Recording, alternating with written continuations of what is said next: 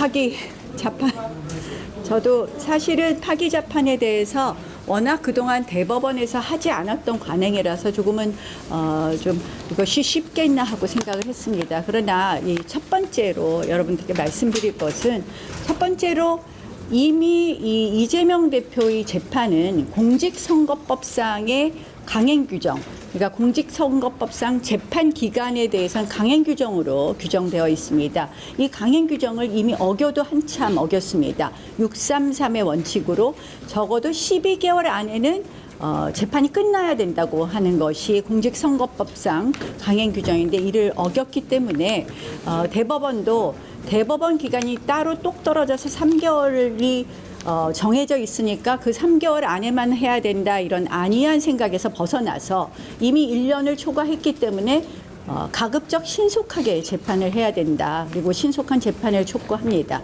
그런데 신속한 재판을 어떻게 할 수 있느냐를 봤을 때 일반적으로 그동안 대법원은 일종의 형사 사건에서는 미결 구금일수 산입이라든지 이런 아주 사소한 사유, 상고 이유에 관한 것이 아니라 사소한 미결 구금일수 산입 같은 계산을 잘못했을 경우에만 파기 재판을 해왔습니다. 그래서 재판율이 지극히 낮았던 것이죠. 그런데 이제는 형사소송법 396조 제1항을 적극적으로 해석해라. 파기 재판을 하지 못할 이유가 없기 때문에 법률에서 금하지 않고 있기 때문에 파기 재판을 해달라는 것입니다. 파기 재판의 요건은 다른 것이 아닙니다.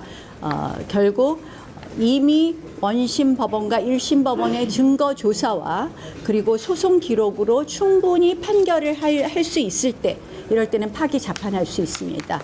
이 사건은 사실에 관한 다툼이 없습니다. 그래서 결국 어떻게 해석하느냐, 범죄에 관한 것이기 때문에 당연히 파기 재판할 수 있다. 그럼 이제 두 번째 문제가 있습니다. 대법원은 그동안 양형을 정한 적은 없다. 대법원이 양형을 정할 때는 10년 이상의 아주 중한 사건의 경우에만 예외적으로 양형에 관한 양형에 대해서 손을 댄 적이 있다, 이런 이야기들을 할 수 있습니다.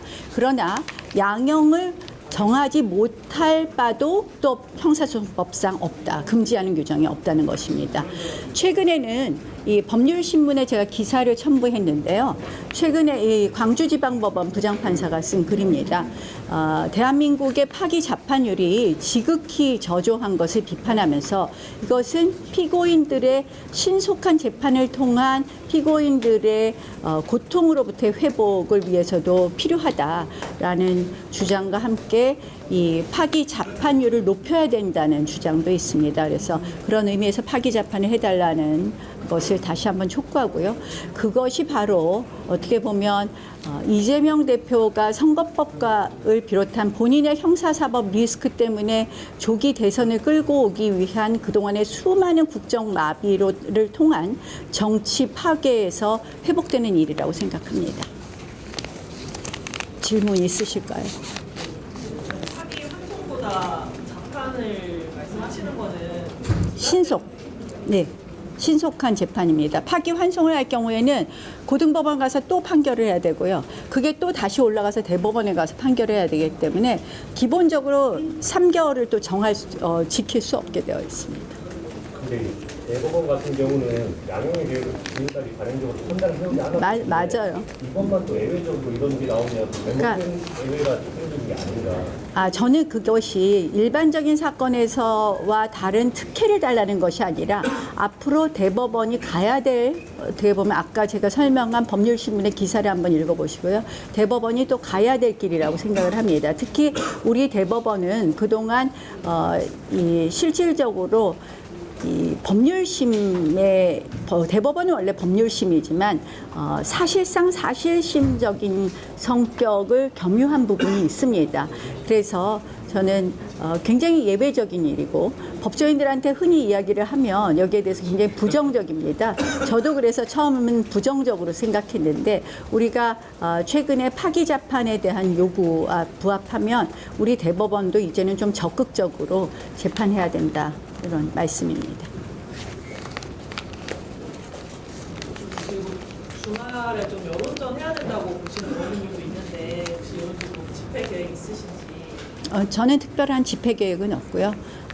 다만 이제 산불 진화와 또 여러 가지 아픔이 있기 때문에 이런 부분에 대해서 조금 도울 일이 없나 지금 살펴보고 있다는 말씀드립니다.